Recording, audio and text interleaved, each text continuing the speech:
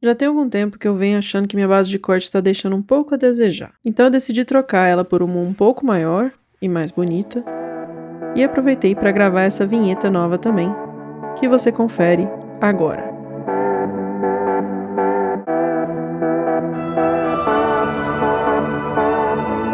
E nada melhor para estrear a nova base de corte do que cortar placas de isopor para fazer a base do diorama de hoje. Cortar isopor é sempre uma atividade excelente caso você goste de atividades horríveis. É quase tão irritante quanto lidar com glitter, eu acho.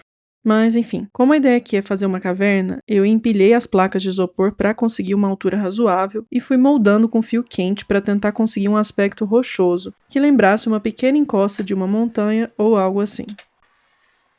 Eu fui tirando os pedaços pensando em mostrar só a entrada da caverna e ter uma parte de chão para colocar a miniatura na frente. Cortar isopor com fio quente é uma atividade bem menos horrível do que fazer com estilete, apesar de obviamente ainda ter bastante bagunça para limpar depois.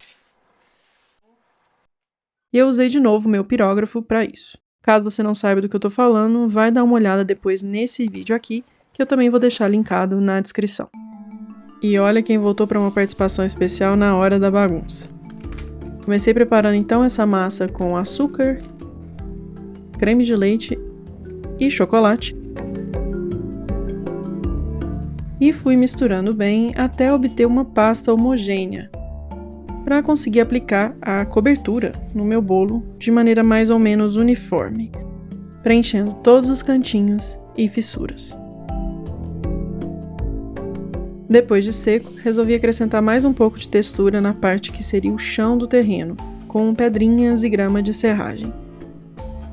Eu fiz isso antes de aplicar o primer porque, nesse caso, achei que ia ser mais fácil para deixar tudo mais coeso na hora da pintura depois. Então, com o primer cinza aplicado, eu só tingi ligeiramente essa cor de base com diluições, o que eu acho que dá um efeito mais natural. O truque dessa naturalidade talvez está também na aplicação da tinta usando uma espécie de aleatoriedade controlada, que evita que a gente enxergue padrões de repetição da pintura no resultado final. Para essa caverna, eu achei que seria legal criar um ambiente menos árido, que parecesse estar no meio de uma floresta, por exemplo. Então eu usei fibra de silicone tingida de verde, cobrindo com um pouco de textura de grama para dar um volume maior, e resolvi colocar por cima da caverna. Uma coisa meio Hobbit, que, apesar de ter me dado um pouco de trabalho para moldar e não colar meus dedos junto com as fibras, deu o contexto que eu queria para ser a casa da minha cuca.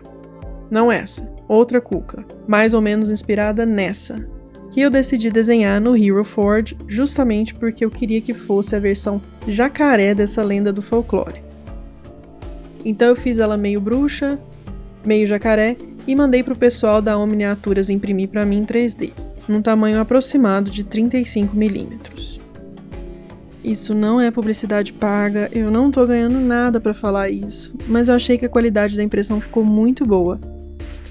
E a miniatura chegou perfeita, então vou deixar o link do serviço deles na descrição, caso alguém se interesse. Ela veio com todos os detalhes bem bonitinhos e já preparada para pintar, mas como eu queria um pouco mais de contraste, eu reapliquei um primer preto e fiz um highlight com tinta branca. E aí sim, comecei a dar vida para essa figura que é, talvez, uma das lendas mais populares do folclore brasileiro.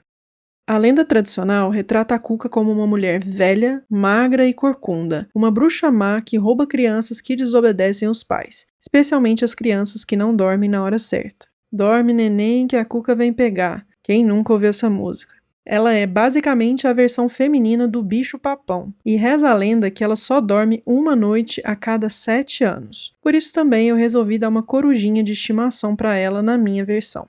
Essa imagem da Cuca em forma de jacaré, aliás, só foi popularizada graças ao universo do Sítio do Pica-Pau Amarelo, de Monteiro Lobato, que colocou essas características na personagem. Eu gosto dessa versão não só porque eu acho ela mais divertida, mas também porque remete a outra lenda com origem na Península Ibérica, um ser mítico que também assusta crianças, que na versão feminina é conhecida como Coca, e em algumas regiões é representada por um dragão. Eu não lembro de alguma vez já ter sentido medo da Cuca, por isso eu resolvi fazer ela aqui como uma criatura relativamente pacífica da floresta, que ocasionalmente fica de mau humor, porque obviamente sofre de insônia crônica, e talvez, mas só talvez, já tenha dado alguma poção mágica para alguma criança por aí.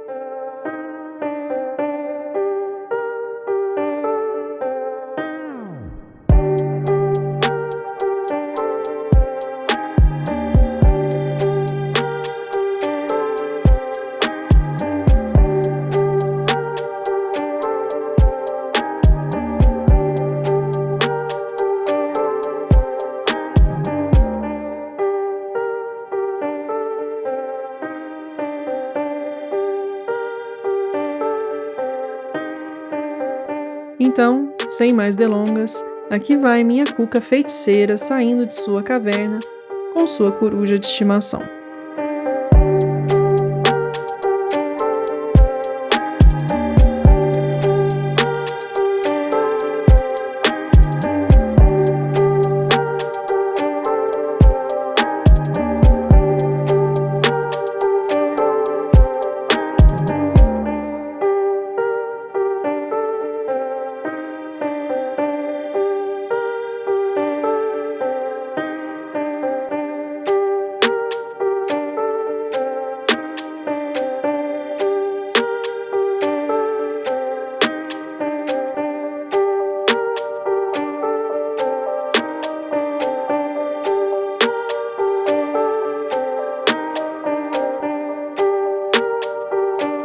Obrigada a todo mundo que assistiu até aqui.